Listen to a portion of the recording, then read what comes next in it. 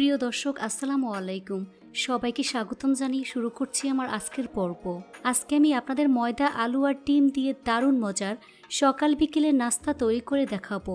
একদম ঝামেলা ছাড়াই ঘরে থাকা অল্প কিছু উপকরণ দিয়ে খুব সহজে এই নাস্তাটি তৈরি করে নিতে পারবেন।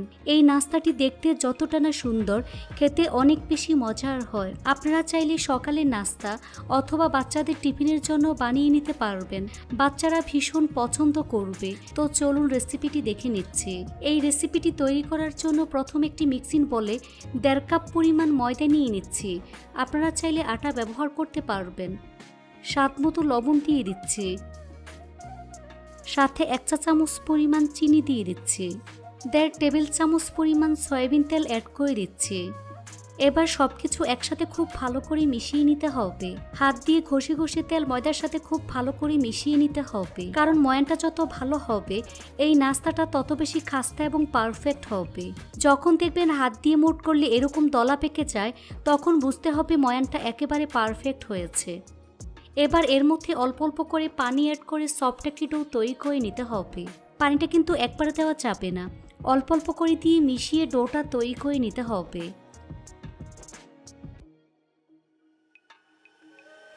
মাখানো হয়ে গিয়েছে। এখন ডোটাকে আরও কিছুক্ষণ সময় নিয়ে মথে নিতে হবে। তো আমার ডোটা রেডি হয়ে গিয়েছে।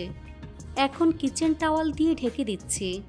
তারপর ঢাকনা দিয়ে ঢেকে রেস্টে রেখে দেব প্রায় 20 মিনিটের মতো। এরই মাঝে একটি মিক্সিং বলে 2টি মিডিয়াম সাইজের সিদ্ধ আলু খোসা ছাড়িয়ে পরিষ্কার করে নিয়েছি। এখন একটি গ্রেটার দিয়ে আলু খুব ভালো করে গ্রেট করে নিতে হবে।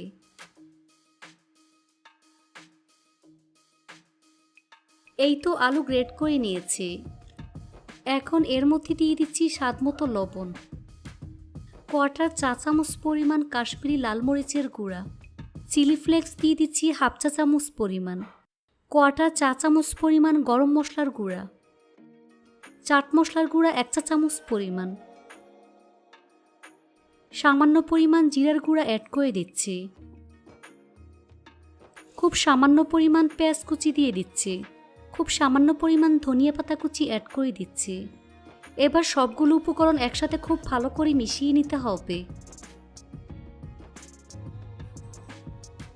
এর মধ্যে সামান্য পরিমাণ সরিষার তেল অ্যাড করে দিচ্ছি। আবারও ভালো করে মিশিয়ে নিতে হবে। মিশানো হয়ে গিয়েছে। এখন এটাকে এক সাইডে রেখে দেব। এখানে একটি প্লেটে 4টি সিদ্ধ ডিম নিয়েছি। এখন ডিমগুলোকে মাঝখান বরাবর কেটে 2 ভাগ করে নিচ্ছি।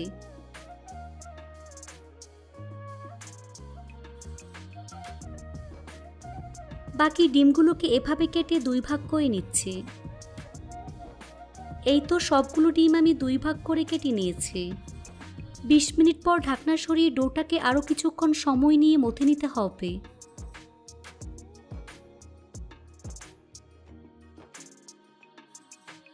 তারপর ডোটাকে সমান 2 ভাগে ভাগ করে নেব। এখান থেকে একটি লেচি নিয়ে এভাবে গোল বলের মতো তৈরি করে নিচ্ছি।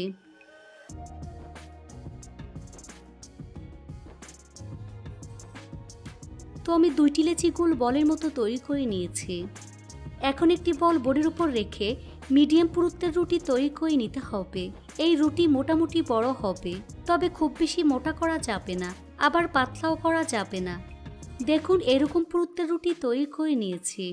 এবার একটি ছুরির সাহায্যে চারপাশ কেটে সমান করে 4 কোণা শেপ দিয়ে কেটে নিচ্ছি।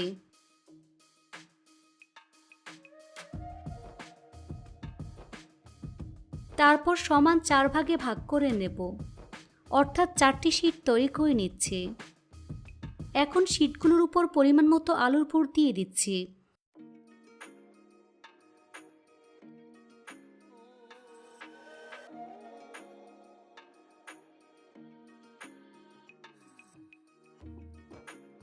তারপর এর উপর ডিমের অর্ধেক অংশ দিয়ে দিচ্ছি।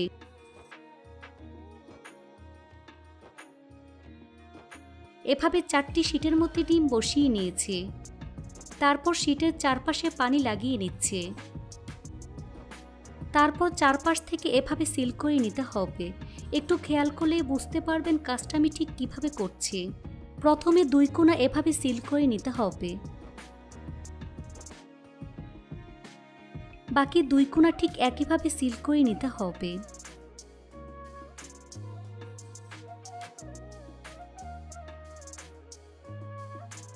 এবার ফাঁকা অংশগুলোকে আমি এভাবে সিল করে নিচ্ছি। খুব ভালো করে সিল করে নিতে হবে, তা না হলে ভাজার সময় খুলে যাবে।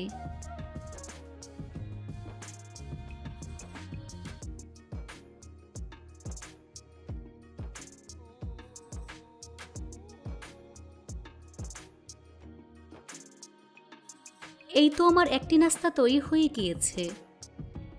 এভাবে সবগুলো নাস্তা আমি তৈরি করে নিয়েছি।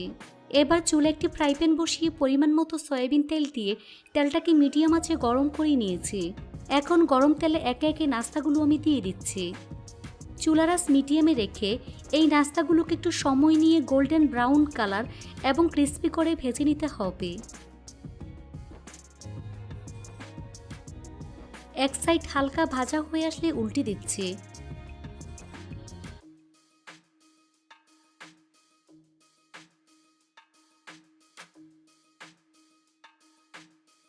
এভাবে কয়েকবার উল্টে পাল্টে একটু সময় নিয়ে গোল্ডেন ব্রাউন কালার এবং ক্রিস্পি করে ভেজে নিতে হবে।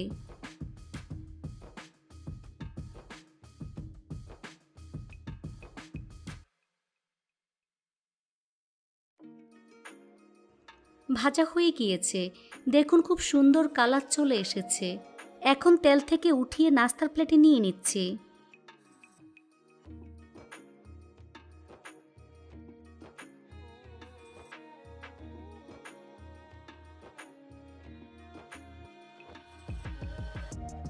তারপর গরম গরম পরিবেশন করছি।